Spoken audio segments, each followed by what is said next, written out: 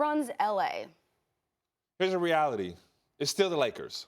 And I understand this is a team that missed the playoffs the last 6 seasons. I also understand that, the Clippers are coming.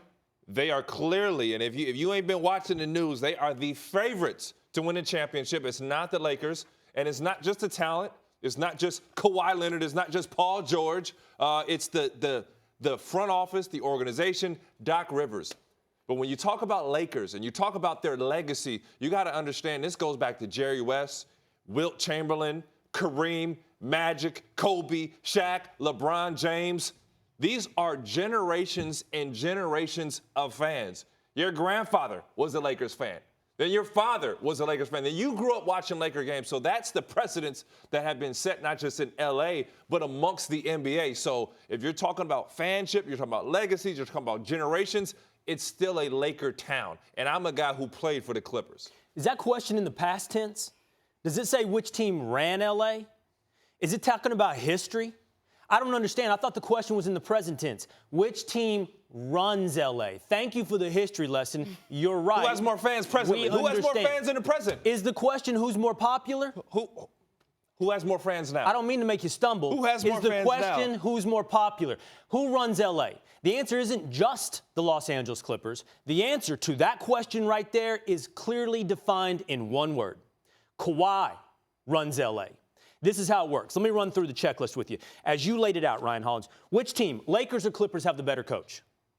Clippers. Which team, Lakers or Clippers, have the better owner? Clippers. Which team, Lakers or Clippers, have the better GM? Clippers. Which team, Lakers or Clippers, have the better roster?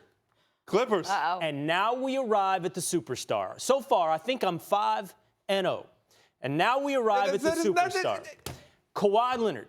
This is who runs L.A. Let me make something clear. Kawhi Leonard had a choice.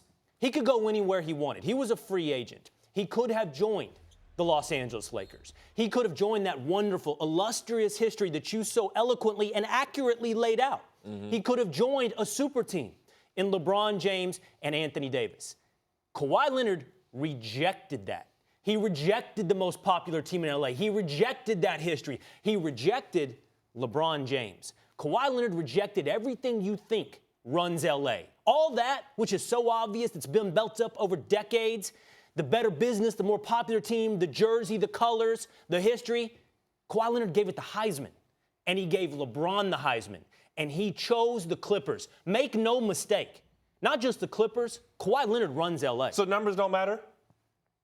Numbers don't matter, that essentially Clipper fans are logically, we put out a safe number. This may be me going easy. Outnumbered 4-1 by Lakers fans? By generations of fans? Numbers don't matter, Will? Because if we're talking about who runs L.A., and you lose for 6-8 seasons, and you still got fans riding and dying with you, supporting you, watching you. Unfortunately, this team missed the playoffs, and it was still must-see TV. This was, I don't want to say, I don't want to say garbage. I don't like to throw that out. But this was a bad organization. They get LeBron James, and you're still watching, still must-see TV. It is hard for me to say how you're defining who runs L.A., that it's not a majority. And if you're the Clippers, you have some making up to do. Now, I understand when I played for the Clippers, Lob City, we were popular. It was a fun deal. We made a nice little dent. There are guys that were, kids that were 8 and 9 years old that come up to me today and say, man, I'm 17, 19 years old, man. I'm a Clipper fan. I remember watching you play. I love what you did. Well, guess what? You not only have to do that, you got to win championships. You got to be good for a long time. And you even understand what the Lakers have done. As much as I'm riding and dying for the Clippers, you have to understand it's still a Laker town. But guys like Kawhi Leonard, Paul George coming in, getting a championship this year, which is vital, are going to take steps in the correct direction for the Clippers. Ryan, you in particular, Ryan Hollins, man, you should take inspiration from this, okay? Because what we're watching here is the rise of the redheaded stepchild. You are the redheaded stepchild of sports media. You are the one who's perpetually dismissed, the one who people can't take seriously. What you're talking about here is the rise of not just the Clippers, but the Nets as well, man. What we're watching here is the also-rans, the ignored, the one that, Hold on. Those are two different things. No, listen to me for 1 second.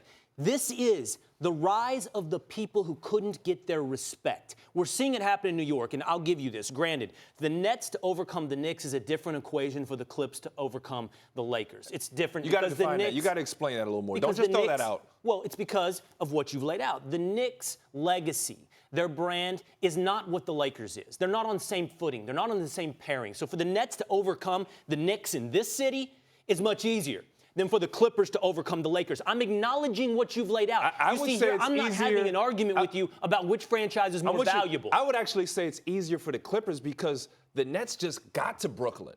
They've got a lot of ground. They just got here. It's the mountain you have to climb. And I'm acknowledging what you've laid out. The mountain that is the Los Angeles Lakers is extremely tall. The Knicks mountain had the top lopped off of that, a decade ago.